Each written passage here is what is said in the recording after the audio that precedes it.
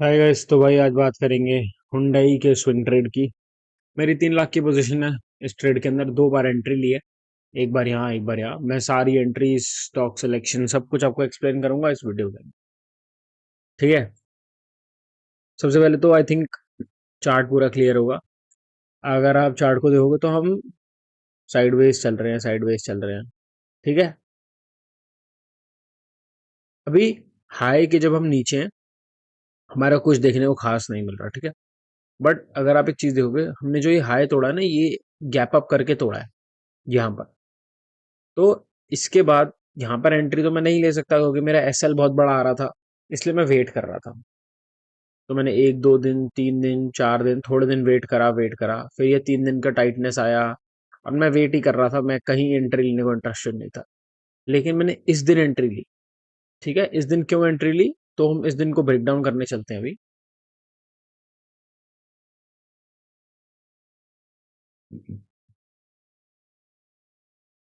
पहली बात तो इस दिन की मैंने एंट्री ली है यहाँ पर कहीं।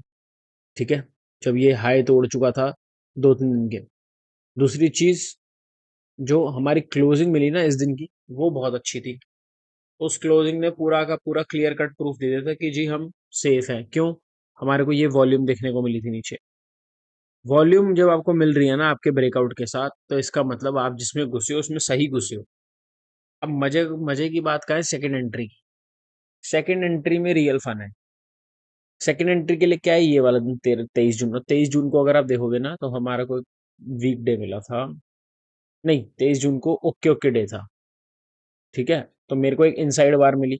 तो क्या हो गया, ये और स्ट्रांग हो गया।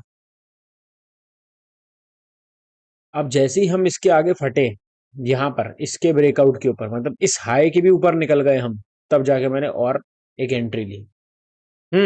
अब मेरा एसएल पहले क्या था, मेरा पहले एसएल ये था। अब अगर मैं अपने एसएल की बात करूं, तो अब मेरा एसएल ये है, इमरजेंसी एसएल। इमरजेंसी का जो एसएल है मेरा ये है। तो मैं इस ट्रेड से कुछ कमाऊंगा, इस ट्रेड से कुछ कहूंगा, तो ब्रेक इवन। बाकी 2051 का तो मेरा जो एसएल है वो यहीं का यहीं पर है।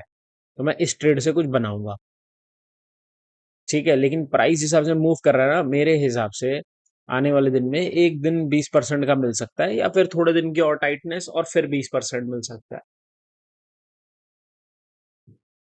अगर प्राइस कुछ इस तरह एक्ट करेगा ना, देखो, यहाँ से दो ऑप्शन है। एक, यहाँ से सीधा 20% मिल जाए, तो मैं यहाँ पे सारा बुक कर लूंगा। ठीक है।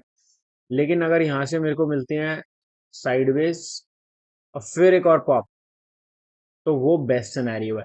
कोई भी सिनेरियो आए, मतलब यहाँ से अगर 20% की कैंडल मिलेगी तो मैं बुक कर लूंगा। यहाँ से मैं 10% की और पे थोड़ा बहुत बुकिंग शुरू कर दूंगा। अगर हम निकलेंगे तो मैंने ऑलमोस्ट 25 30% कैप्चर कर लिया होगा।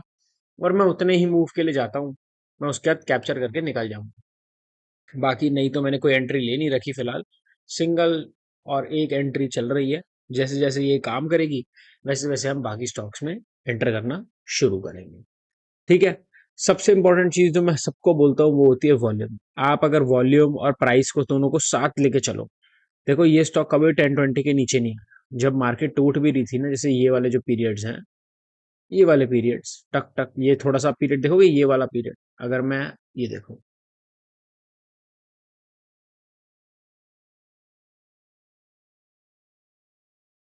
ये वाला पीरियड की बात करूंगा, तो यहाँ पर देखो हम नीचे नए नए लोज बना रहे हैं। ये स्टॉक लोज नहीं बना रहा, ये साइडवेज जा रहा था।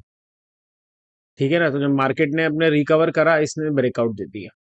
ये सबसे बड़ा डिफरेंस होता है एक मार्केट के और स्टॉक की टक्कर करके पता लग जाता है कि ये स्टॉक कितना ऊपर है मार्केट से। इसकी जो स्ट्रेंथ है ना वो ज्यादा है मार्केट से। ठीक है। बस इतना ही कहना है मेरे लिए। मैं ज्यादा कुछ अननेसेसरी की बातें करने का कोई पॉइंट नहीं होता। तो ऐसे है जो ट्रेड है।